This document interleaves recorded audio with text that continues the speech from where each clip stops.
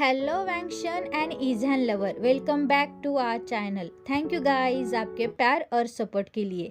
आपका प्यार और सपोर्ट यूं ही बरकरार रखिएगा मेरे साथ।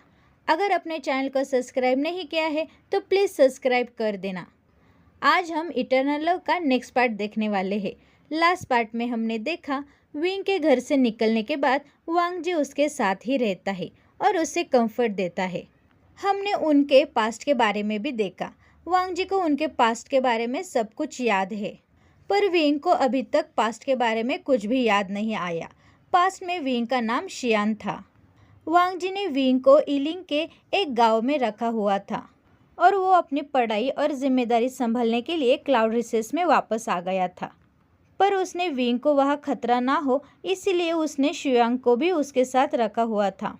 उसने विंग के प्रोटेक्शन के लिए सब कुछ अरेंजमेंट किया था और वो क्लाउड रिसेस में गया। तो गाइस, इसके आगे क्या होता है हम देखते हैं। आई होप आपको ये स्टोरी अच्छी लगेगी। क्या आपको यकीन है सिचेन? लैन चिरेन ने पूछा। सिचेन ने अपना सिर हिलाया। विंग इलिंग में है।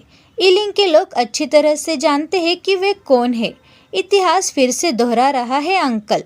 हम उनके भाग्य को बदल नहीं सकते। यही कारण है कि वांग जी अपने फैसले पर दृढ़ है। क्या होगा अगर शियान विंग को प्रोवोक करे? सिचेन ने कहा। वो थोड़ा कंफ्यूज था। विंग की डार्क एनर्जी वी शियान है, यह उसका पास्ट है, चिरेन ने समझाया। आपका मतलब है कि वो मास्टर है? सिचेन ने पूछा। चिरेन ने अपना सिर हिलाया।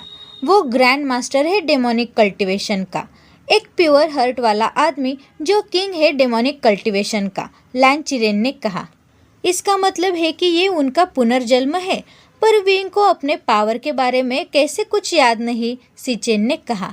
बाओशान सैरन ने उनकी डार्क एनर्जी को सील किया है, इसीलिए उसे अपने पास्ट के बारे में कुछ भी याद नहीं। वो नहीं चाहती थी कि विंग शियान की तरह सफ़र करे, चिरेन ने उसे समझाया। फिर वो क्या चाहता है? क्या यह डेंजरस है? सिचेन की बातों पर चिरेन थोड़ा मुस्कुराया।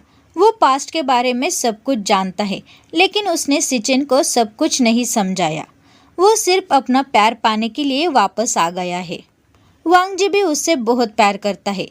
हम उन्हें रोक नहीं सकते, चिरेन ने कहा।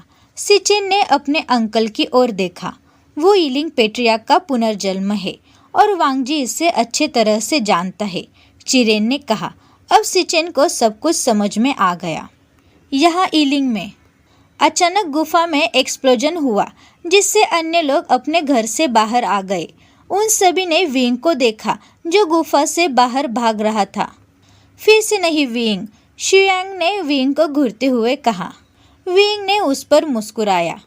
सभी लोगों ने विंग की हरकतों पर आह भरी और अपना काम जारी रखा।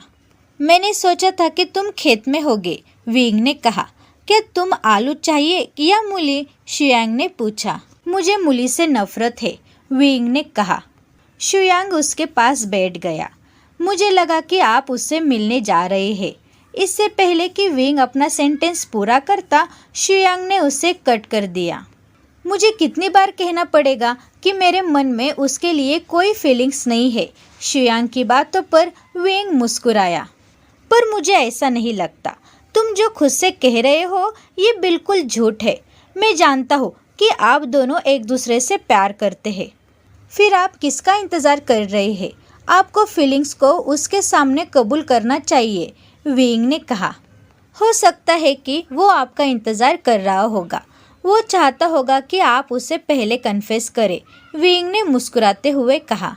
वो चांद की तरह है जिसे मैं पाना चाहता हूँ, पर मुझे ऐसा नहीं लगता कि वो मुझसे प्यार करता होगा, शियान ने उदास होकर कहा।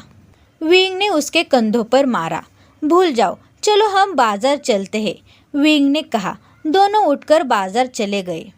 शाम होने वाली है। वे दोनों पास के बाजार में टहल रहे थे। अचानक विंग अपने ट्रैक पर रुक गया जब उसने शियांग को देखा जो अपने प्यार को देख रहा है। विंग, शिंगचेन ने उसे पुकारा। वो उन दोनों के सामने खड़ा हो गया। शियांग और शिंगचेन एक दूसरे को देख रहे थे। विंग उन दोनों के बीच में नहीं रहना चाहता था, इसीलिए उसने खरीदी का बहाना लेकर वहाँ से चला गया। शियांग उसे रोकना चाहता था, लेकिन विंग जल्दी से वहां से भाग गया।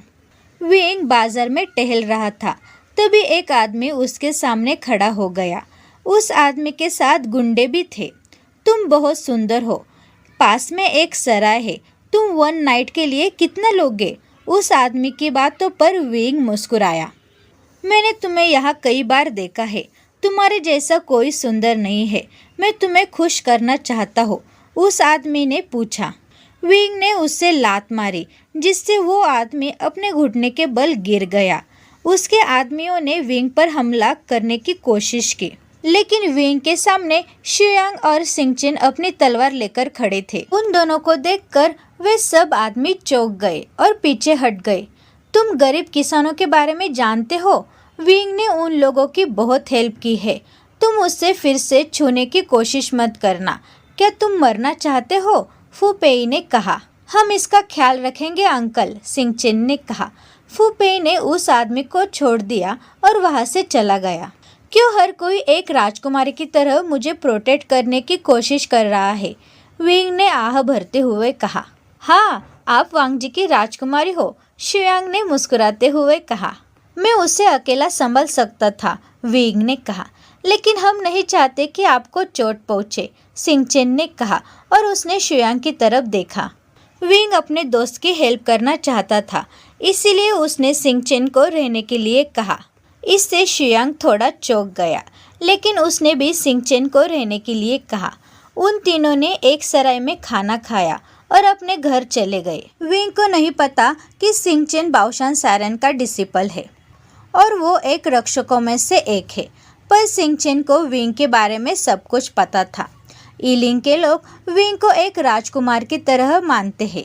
कभी कभी विंग को लगता है कि वो इस जगह से जुड़ा हुआ है।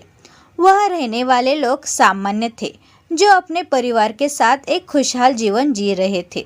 विंग को नींद नहीं आ रही थी, वो खुश लग रहा है, लेकिन उसको अपनी फैमिली की बहुत याद आ रही है और वो अपने लवर को भी बहुत मिस कर रहा है।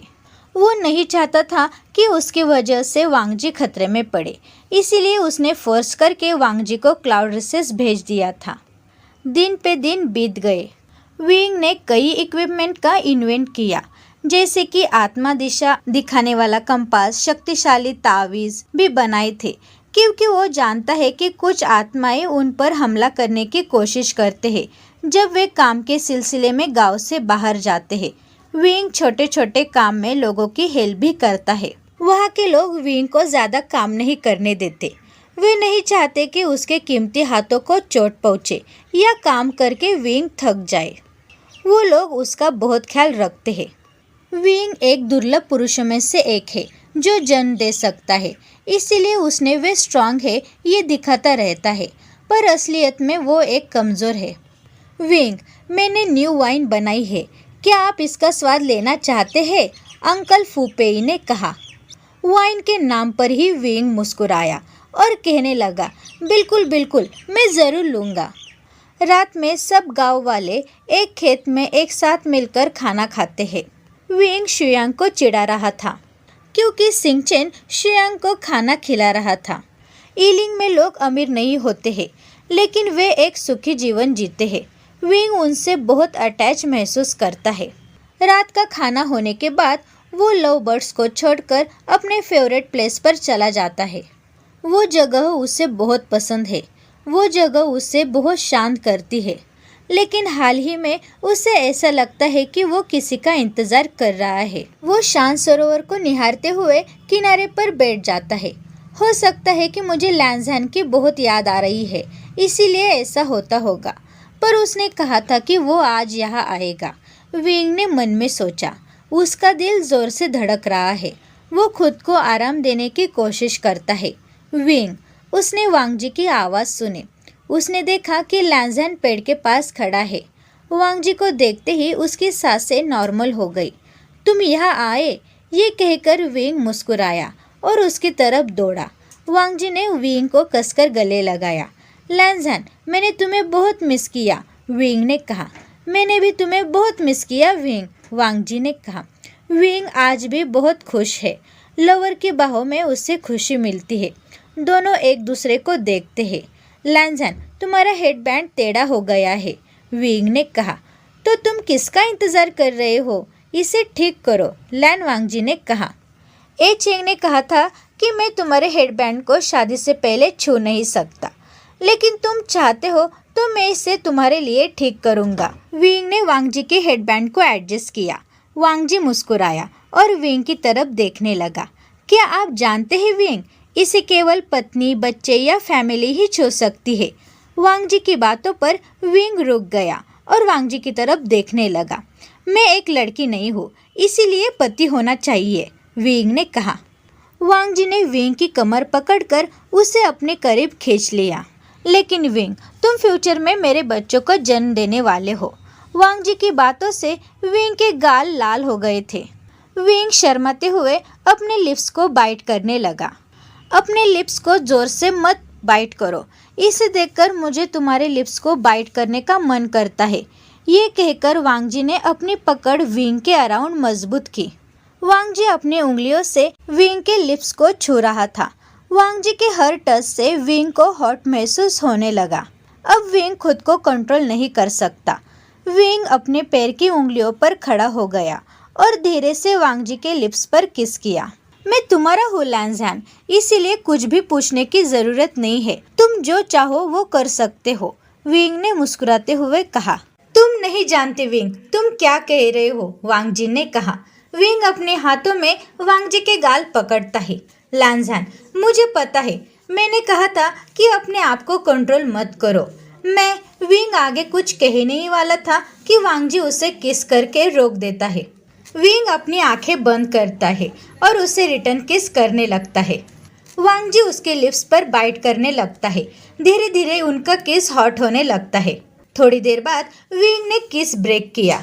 वांगजी मुस्कुराया और उसे खींचकर गले लगाया। आई लव यू लैनज़ैन। वांगजी की आंखों में आंसू आ गए जब उसने अपने विंग के मुंह से फिर से ये शब्द सुने। I love you too Wing. Wing मुस्कुराया और उसने वांगजी को गले लगाया। तो गाइस, आपको ये पार्ट कैसा लगा? Thank you very much guys मेरी वीडियो देखने के लिए। अगर आपने चैनल को सब्सक्राइब नहीं किया है तो प्लीज़ सब्सक्राइब कर देना। वीडियो को लाइक करो और कमेंट में ये ज़रूर बताना कि आपको आज का पार्ट कैसा लगा। Thank you guys.